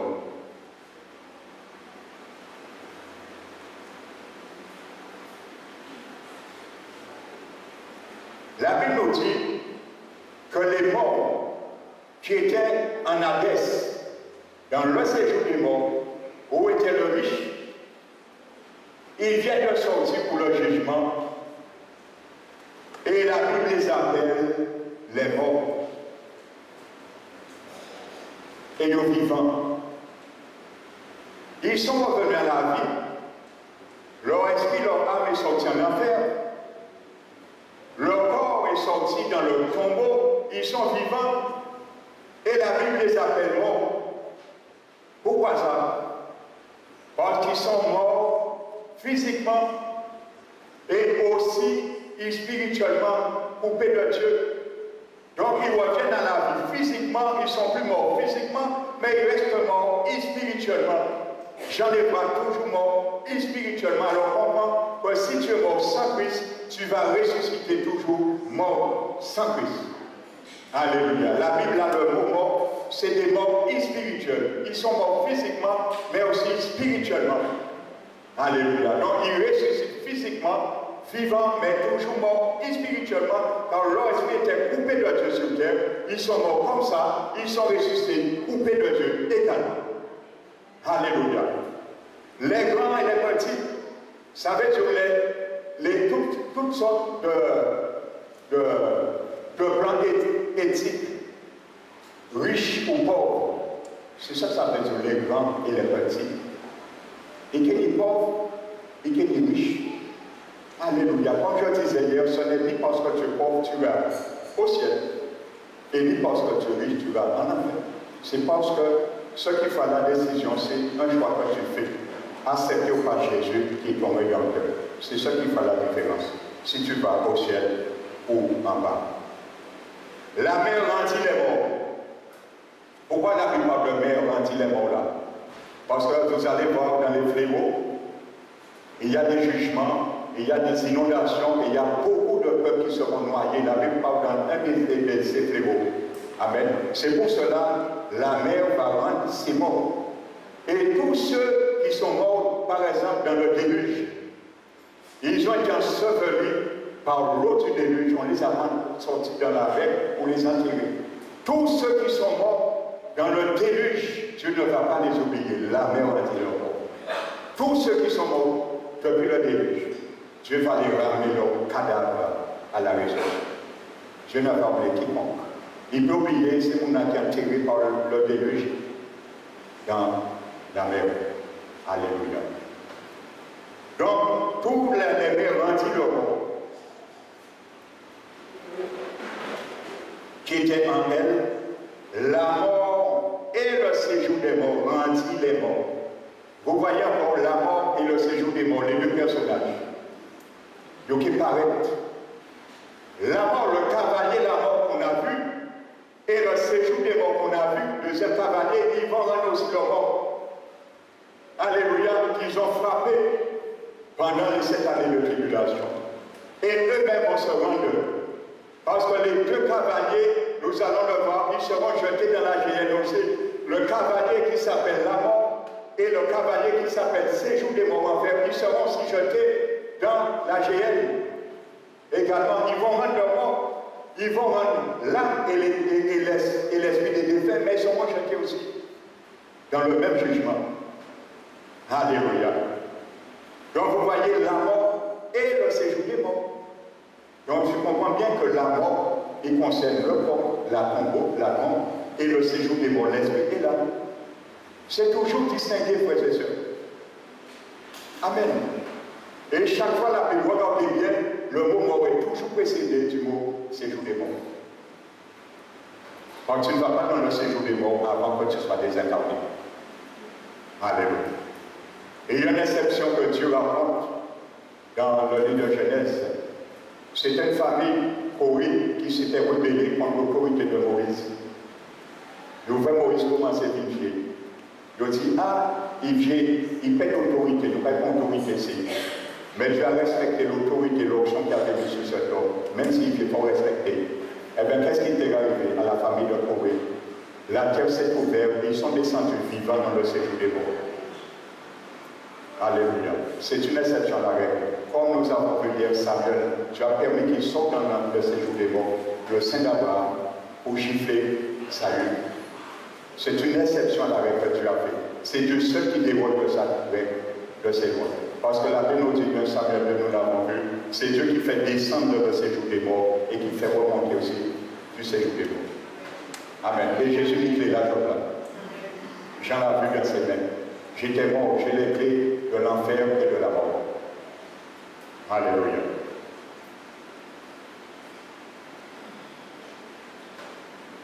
Et chacun fut jugé selon ses œuvres.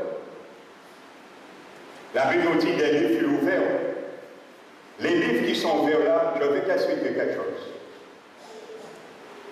Les livres qui sont ouverts là, et il y a un autre livre qu'on appelle le livre de la vie éternelle, le livre de l'agneau.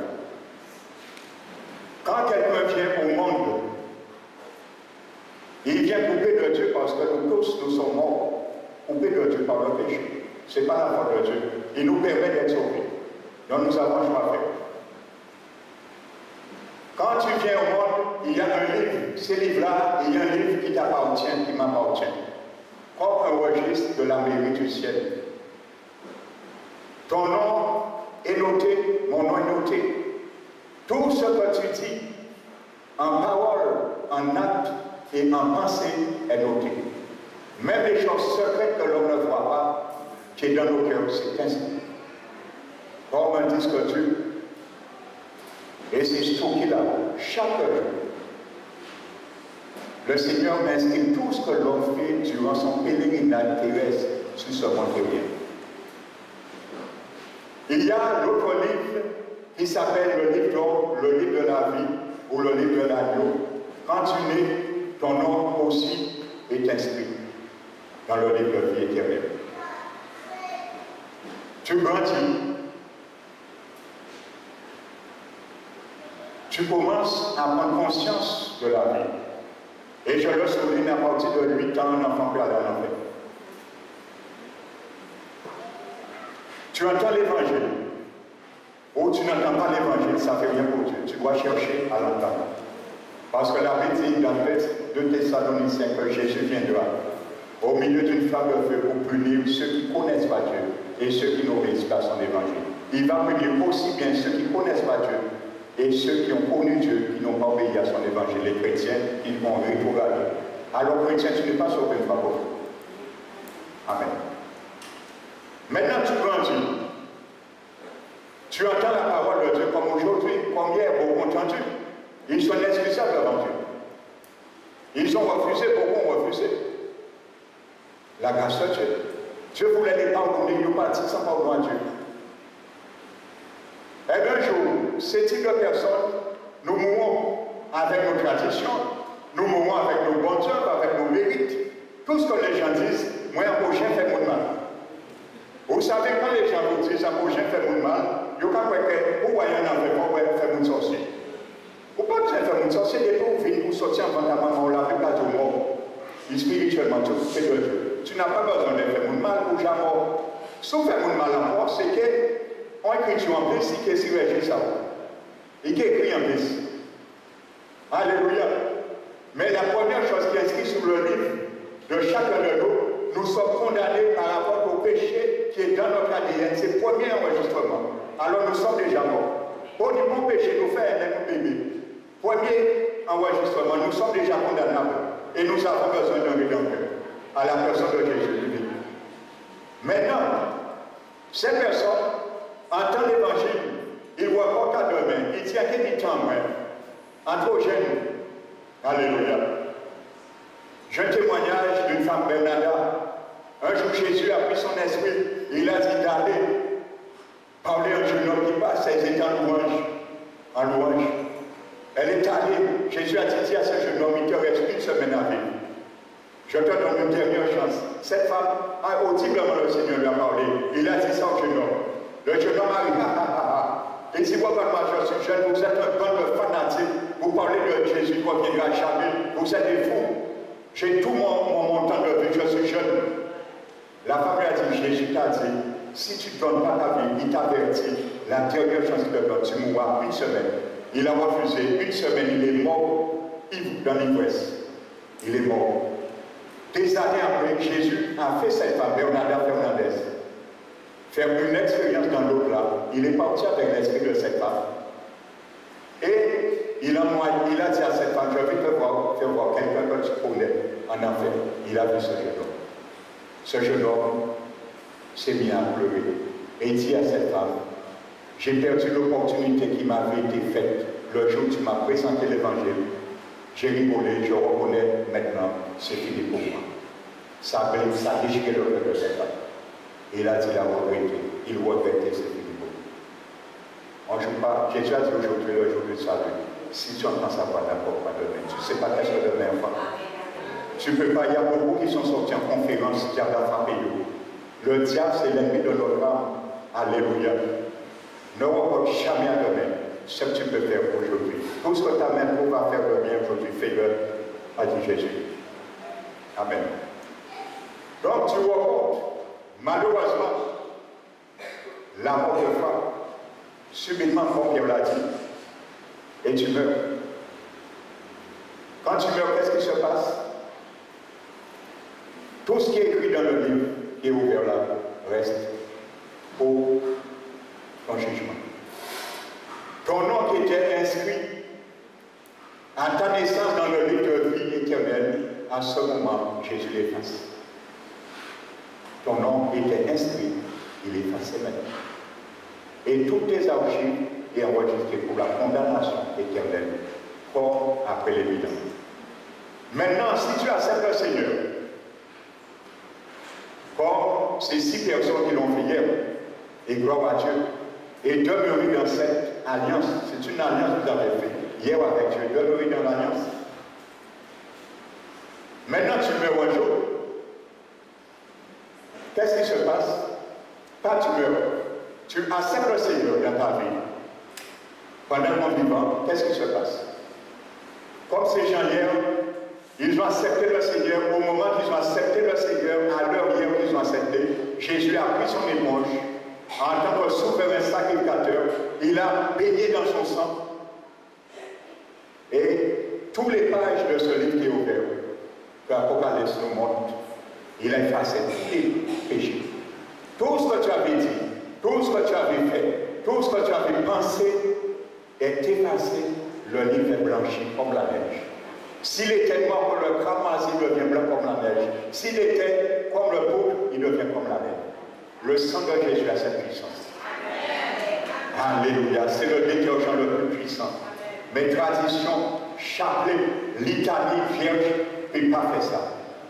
Il ne peut pas effacer le péché en nous. À ce moment, ceux qui ont accepté le Seigneur hier, non seulement ce livre a été blanchi, mais le livre de vie, leur nom a été ratifié. Ils ont signé leur nom, l'alliance. Ils ont mis leur nom. Et leur nom a été ratifié. Scellé dans le registre. Ce livre donc s'appelle le registre de la nouvelle naissance. C'est là que tu es né de nouveau au ciel. Tu as un registre de naissance sur terre quand tu nais physiquement. Le livre de vie, c'est ton registre de naissance nouvelle, la nouvelle naissance, la régénération qui porte ton nom et tu es ratifié. Alléluia. Si tu demeures dans l'alliance, tu meurs un jour. Tu demeures dans l'alliance, mais tu continues à pécher par faiblesse. Tu te repens, oui. Tu ne demandes pas au grand Dieu. Il devient ton souverain sacrificateur. Il plaide devant toi, son sang plaide. À chaque fois, Dieu te pardonne, l'efface. Ce qui fait ton livre, effacé, lorsque tu acceptes le Seigneur, reste toujours blanchi. Chaque fois, tu te repens. Les péchés qui vont rester, c'est les péchés que tu ne confesses pas. Et tu te plaides dedans, ils vont rester inscrits. Si tu meurs un jour, ton livre a été blanchi. Tu deviens paresseux comme les chrétiens oisifs qui ont retourné dans le monde. Le jour où tu meurs, Jésus efface ton nom qui était inscrit, ratifié dans son livre de vie, et tu perds ton salut. Dieu ne fait acceptation de personne. Et le tourment des chrétiens seront encore pire que les païens. Dieu ne fait acceptation de personne. Alléluia. Donc voici ce qui se passe maintenant. Les livres furent ouverts. Chacun fut jugé selon ses œuvres. Puis la mort et le séjour des morts furent jetés dans les temps de feu. Alléluia. Tous ceux qui étaient en enfer, l'enfer est vide maintenant, le jour du jugement. Ils sont condamnés. Maintenant, l'enfer va être jeté avec le cavalier qui s'appelle la mort et le cavalier qui s'appelle l'enfer au séjour des morts. Ils vont être jetés à la géhenne. C'est la seconde mort. Je reviens. Heureux c'est ceux qui ont par la première résurrection, la seconde mort n'a point de pouvoir sur eux. Quiconque ne fut pas trouvé écrit dans le livre de vie, dans le grec, ne fut plus trouvé inscrit. Dans le grec, ne fut plus trouvé inscrit parce que le nom était inscrit au paradis. Moïse a dit à un moment donné, prends ma vie éternelle, efface mon nom dans ton livre de vie, si tu tues ce peuple. Si tu juges ce peuple, efface mon nom dans ton livre de vie. Dieu lui a dit non. J'efface le nom de ceux qui pêchent dans mon livre de vie. Ce qu'il a dit à la vie. Ton nom n'est pas inscrit dans le livre de vie. contrairement à l'évangile de facilité, prôné de facilité qu'on donne aux chrétiens dans cette église aujourd'hui. On peut dire à ça, le Seigneur fait ce que tu veux. Va boire, va courir carnaval, va boire du rhum, va trinquer avec des copains dans les bistrots, tu ne perdras jamais ton salut. Non, ton nom va s'effacer dans le livre de vie. C'est marqué là.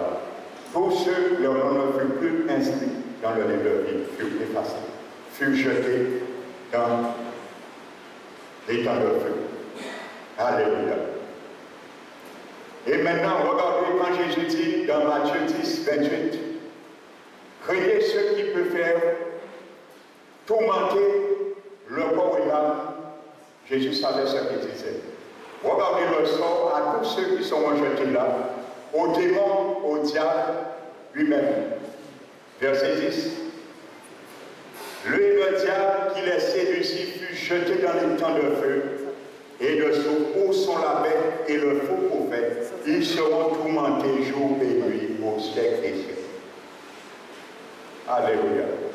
La seconde mort, c'est ton esprit, ton âme et ton corps incarné qui sera banni, totalement séparé de Dieu. On appelle la deuxième mort spirituelle.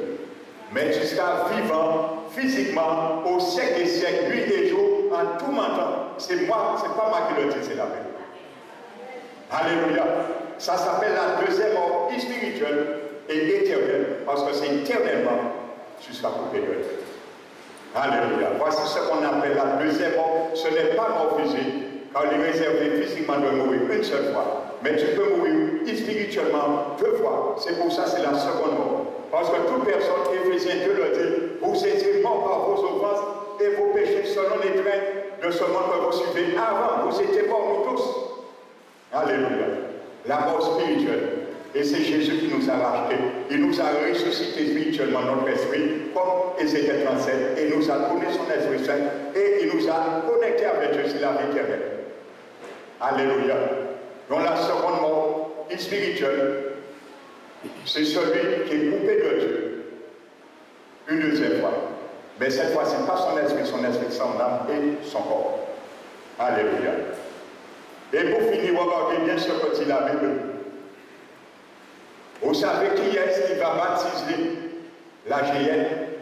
Cette femme bernadaise. Jésus l'a fait dans son première expérience dans l'au-delà. Jésus a amené son esprit en enfer. Jésus lui a fait voir l'enfer, le ciel, la cité, la joie, Jérusalem céleste, le paradis et la géhenne. Mais à la différence, il y a des milliards de personnes en enfer, il n'y a personne dans la géhenne. La géhenne est vide. C'est pour le jugement dernier. Et Jésus a dit à cette femme, regarde, il a montré cette femme Marie au ciel. Marie, donc par la Bible, qui a porté Jésus dans son ventre. Elle est au ciel, pas son corps, son esprit, son âme. Jésus lui dit, regarde Marie.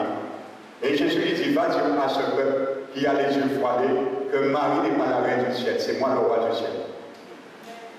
Et Jésus lui dit d'aller dire à ce peuple qui ont les yeux voilés par le diable, le purgatoire n'existe pas. S'il existait, je te l'aurais fait voir. Je t'ai fait voir le paradis, la cité céleste, je t'ai fait voir le gouffre de feu, la géhenne et l'enfer. Il a dit, si le purgatoire existait, je te l'aurais fait voir. C'est le diable qui a menti au peuple. Alléluia. Les deux personnes qui vont baptiser la géhenne, qui peut me dire?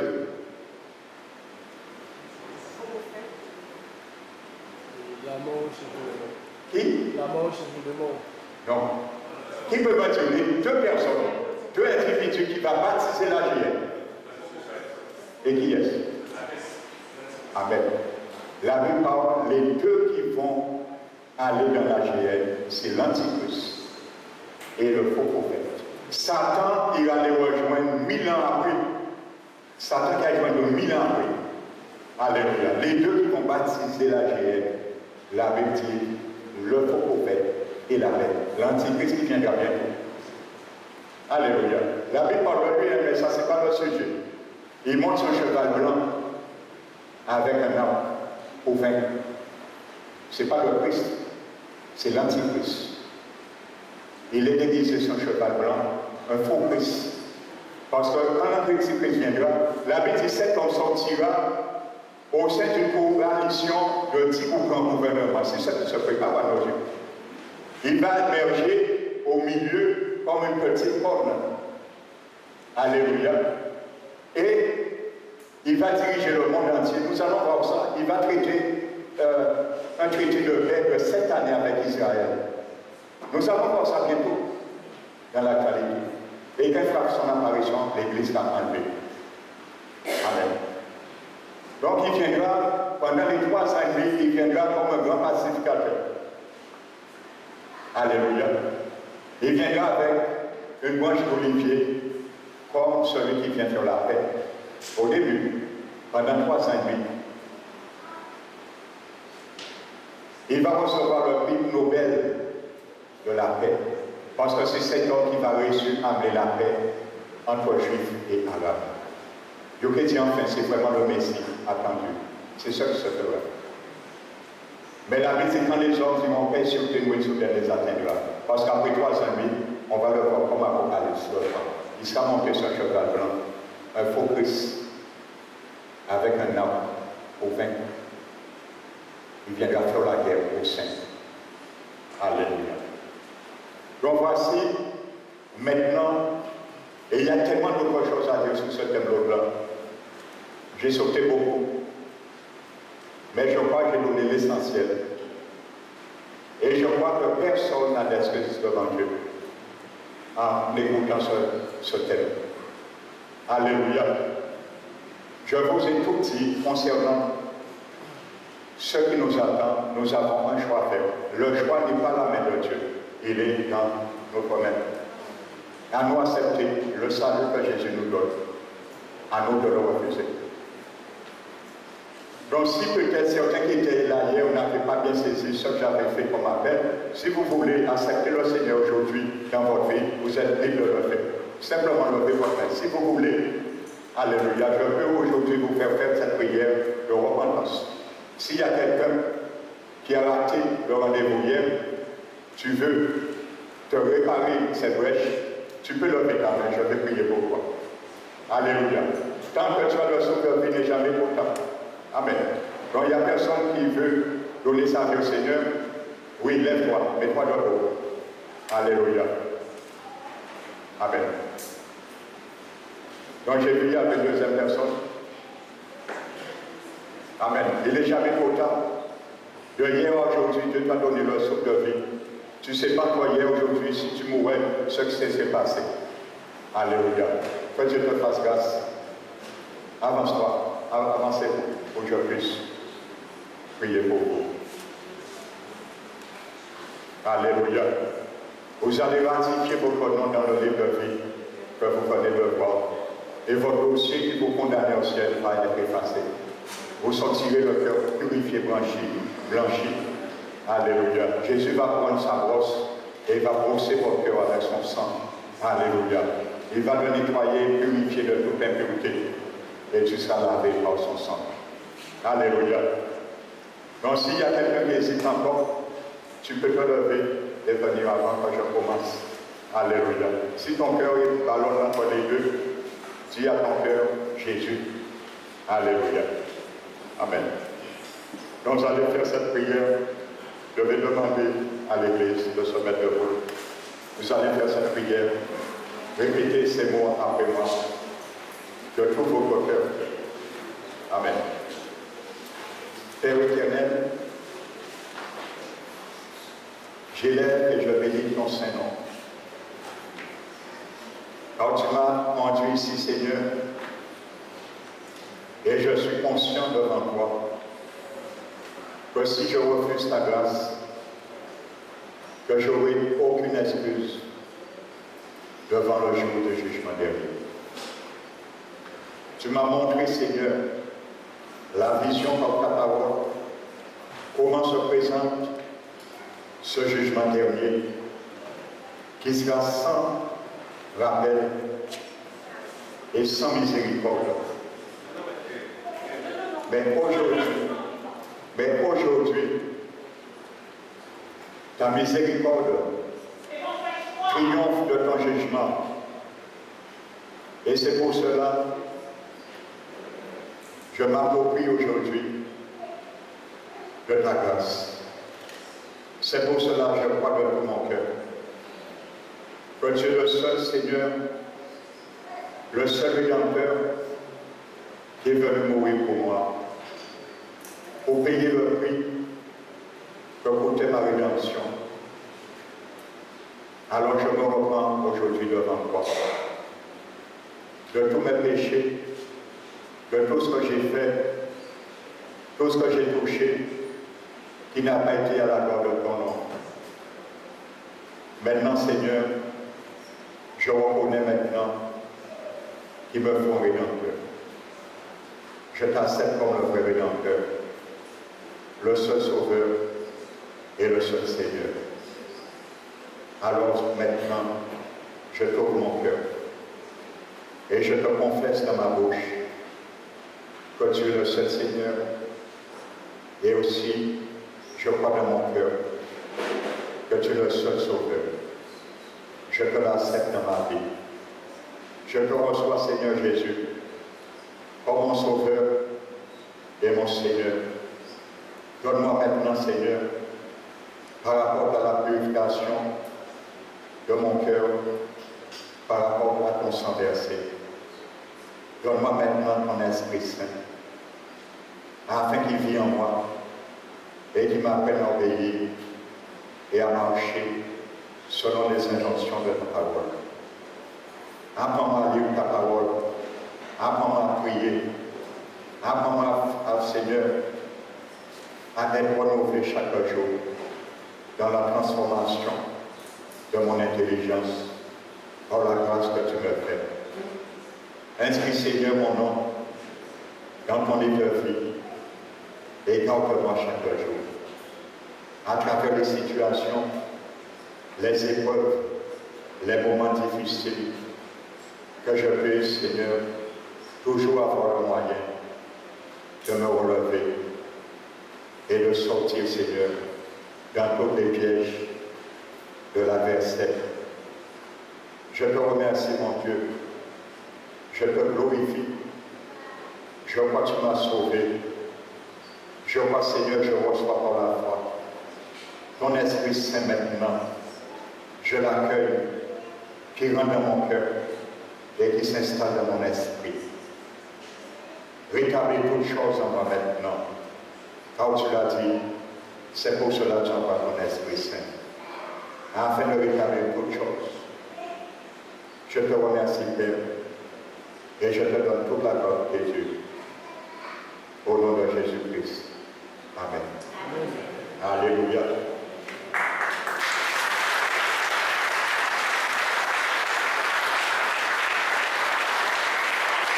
Alléluia. Comme fermez vos yeux, je vais prier pour vous. Nous allons prier pour vous. Seigneur, nous te remettons ces deux Seigneurs, cette sœur et ce frère qui vient, Seigneur, de rentrer dans ton royaume. Ils étaient dans le royaume du monde, ils sont entrés maintenant dans ton royaume par la nouvelle naissance, qui viennent de recevoir, car tu as ratifié leur nom dans ton livre de vie. Tu as purifié leur cœur, Seigneur, par ton pardon. Ils ont reçu par ta grâce ton pardon judiciaire qui les condamnait, qui les gardait loin de toi, mais tu les as rapprochés maintenant, Seigneur. Maintenant, mon Dieu, nous te demandons, Seigneur, que tu puisses les aider à tourner leur dos à tout ce qu'on appelle la tradition du monde, Seigneur. Aide-les à tourner leur dos à tout péché, Seigneur, à tout ce que le cœur aimait, Seigneur, à tout ce qui amenait ta colère sur leur vie. Aide-les, Seigneur, à se dépouiller journellement du vieil homme, du vêtement de la convoitise charnelle, et à revêtir l'homme nouveau, le vêtement de ta justice. Seigneur Jésus, aide-les à garder cette robe sans tâche, mais continue, Seigneur, dans leur faiblesse, à toujours, Seigneur, à purifier cette robe, mon Dieu. Car tu nous as dit, heureux ceux qui lavent leur robe dans le sang de l'agneau dès à maintenant. Ils l'ont fait aujourd'hui. Qu'ils restent et qu'ils demeurent à le faire chaque instant dans leur vie. Seigneur, donne-leur la force. La force, Seigneur, que ton apôtre Paul avait prié pour Timothée, qui était affaibli dans son cœur, moralement, que tu lui donnes cette force et qu'il se fortifie par ta grâce. Afin qu'il puisse, Seigneur, surmonter toutes les difficultés, toutes les épreuves, toutes les tentations, tous ceux et celles qui vont se lever contre eux à travers la décision qu'ils ont prise ce matin, mais que tu les rendes beaucoup plus que vainqueurs en Jésus qui les fortifie.